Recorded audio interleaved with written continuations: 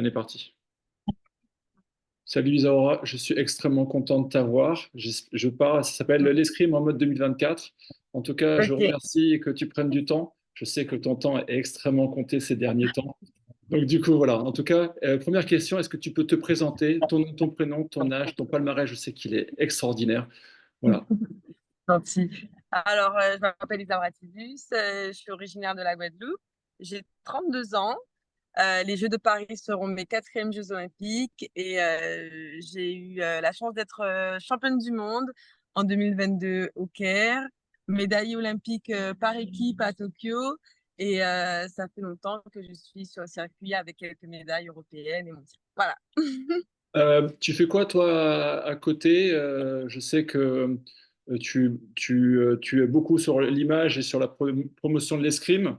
Tu fais quoi, toi? C'est quoi tes passions, job, tout ça à côté? Alors, je pense que dans un premier temps, c'est venu progressivement, mais j'ai jamais vraiment vu à la base l'escrime comme ma profession. C'était vraiment quelque chose sur lequel je voulais aller jusqu'au bout d'une aventure sportive qui m'épanouissait, mais les études étaient importantes pour moi.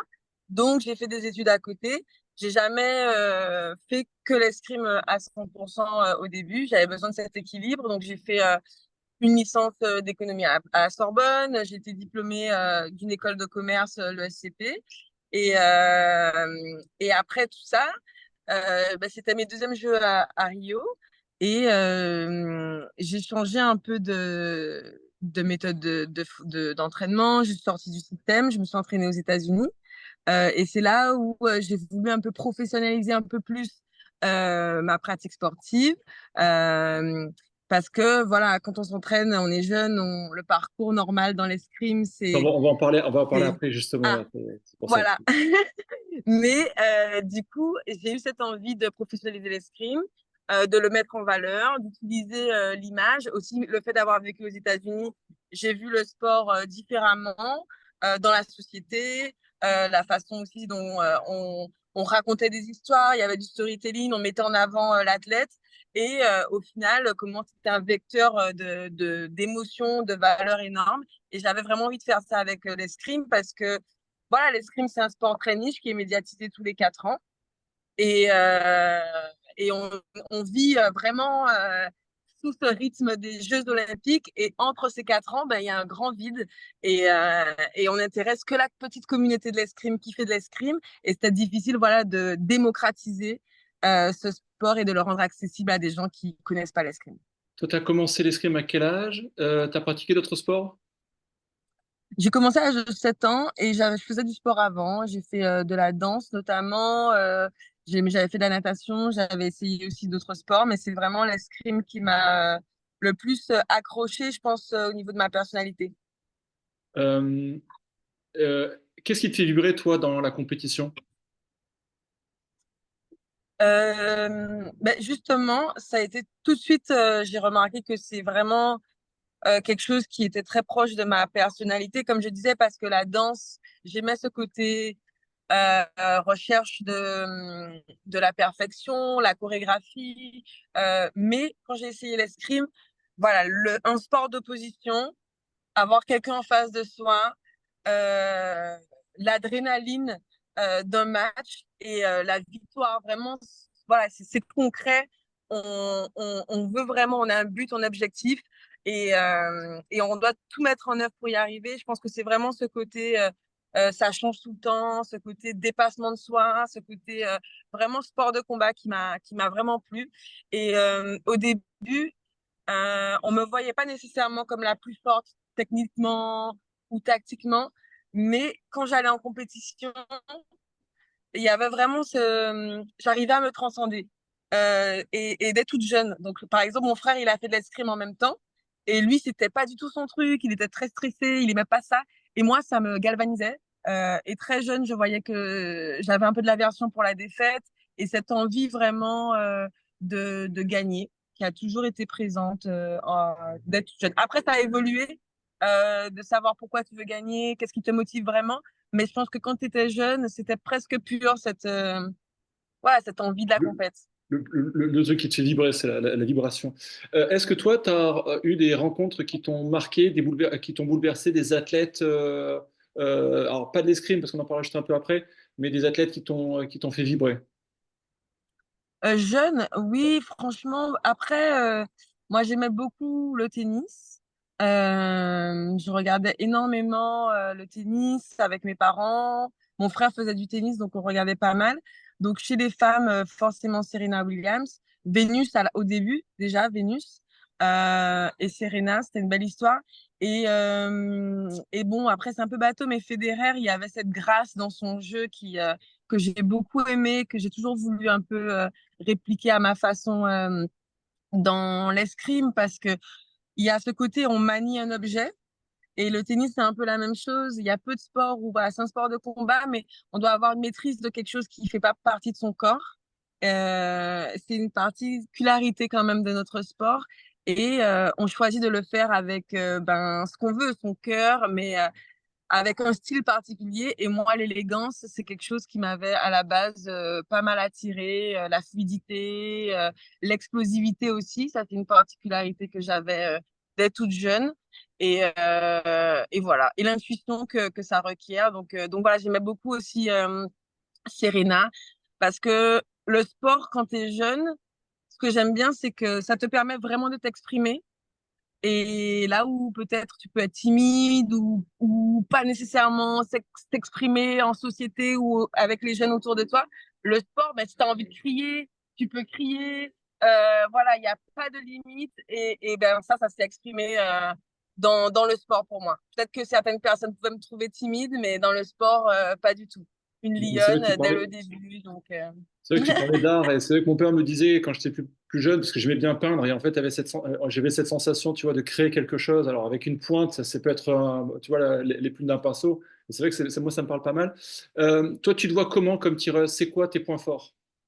Tu vois, si on te voit sur la piste, Alors, tu décrirais comment? Parce que moi, je te vois, je trouve que tu as une sorte d'animalité qui est là. Enfin, il y a ce côté, euh, comment dire, tu as, de la grâce en tirant, et puis tu as ce côté enfin, de combattre, quoi. Il y a ce côté très oui. puissant en toi. Très puissant. C'est vrai que je pense qu'il y a ces deux aspects qui se sont toujours un peu, mine de rien, presque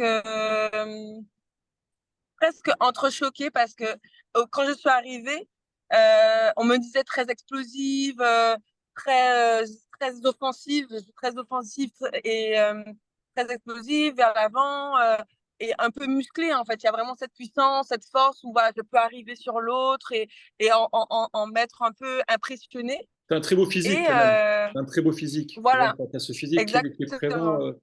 même par rapport à tes concurrentes, quoi. Et quand j'ai voilà, oh pardon, j'ai un autre appel, attends, désolée. Mais je l'ai pris comme un défaut au début.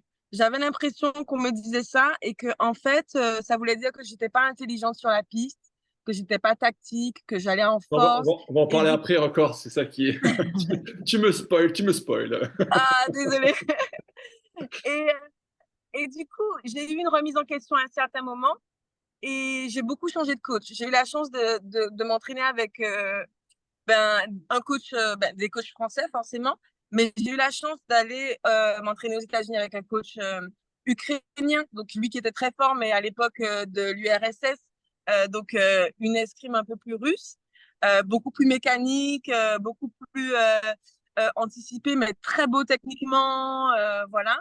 Et j'ai eu la chance de m'entraîner avec un entraîneur italien et complètement différemment aussi sur l'intuition, sur le timing. Mon escrime a beaucoup évolué et j'ai fait un mélange de tout ça et je me suis réapproprié en fait une escrime que j'avais plus jeune, que du coup je me suis comme si je l'acceptais à nouveau, qui en fait c'était pas un défaut d'être explosive ou offensive, parce que pour faire ça, il faut avoir de l'intuition.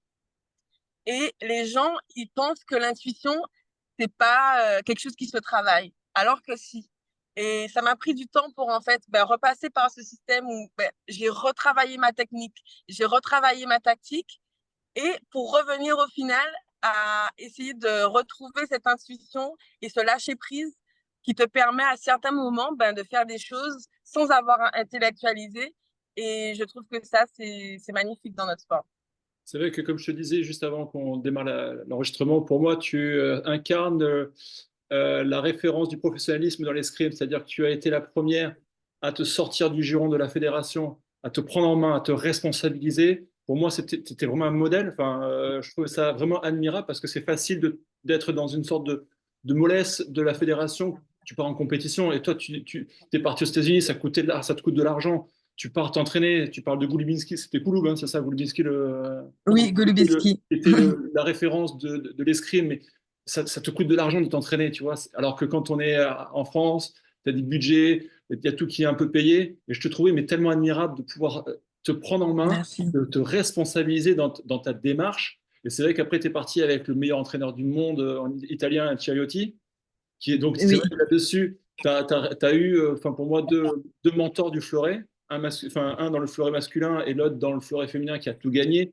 Et c'est vrai que tu es, une escrimeuse qui est hyper complète, disons-nous.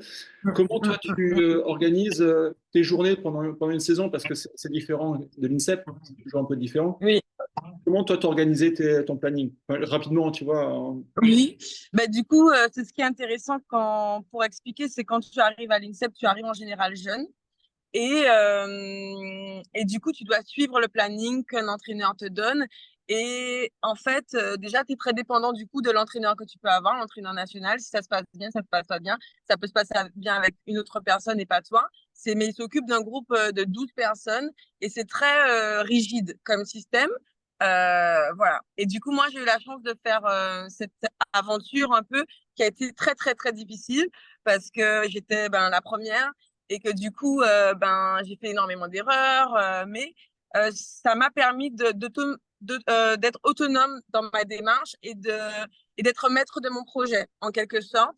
Parce qu'au final, l'INSEP, c'est très bien parce que tu as peut-être des fois une charge mentale en moins, mais t'es plus assisté. Et du coup, tu prends moins les décisions sur certaines choses et c'est plus difficile des fois d'ajuster ou de savoir qu'est-ce qui va pas bien.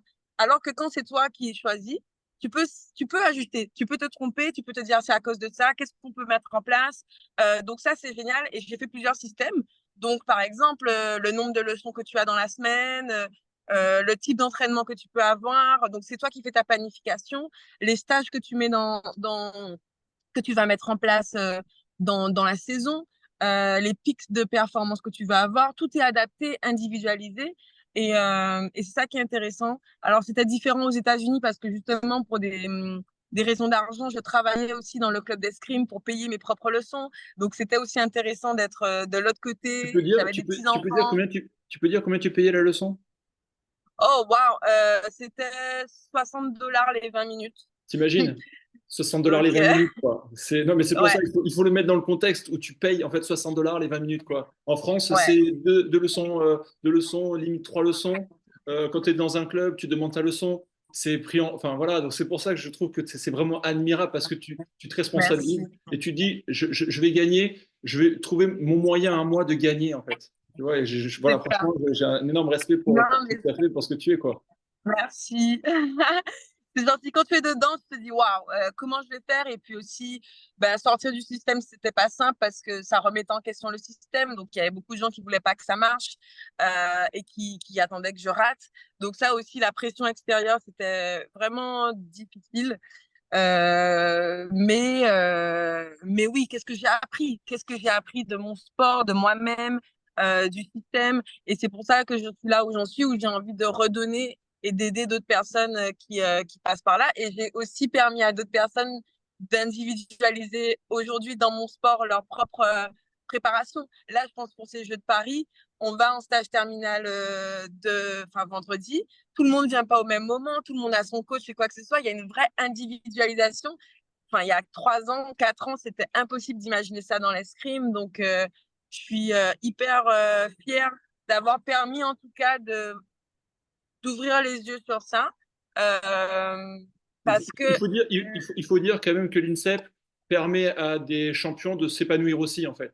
Tu vois, ah c'est-à-dire oui, que, oui, oui. en gros, les entraîneurs nationaux sont vraiment très, très compétents.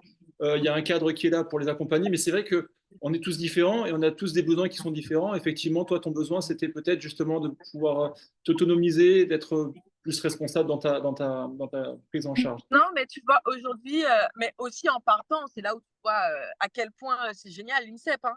Je vais pas, c'est là où c'est intéressant en fait.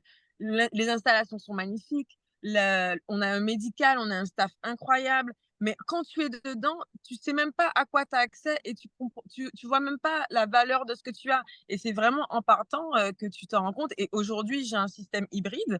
Je m'entraîne entre l'INSEP et en 2-1 avec mon propre coach, mais je fais des stages régulièrement avec l'équipe nationale. J'ai fait par exemple toute ma rééducation au médical de l'INSEP qui est incroyable.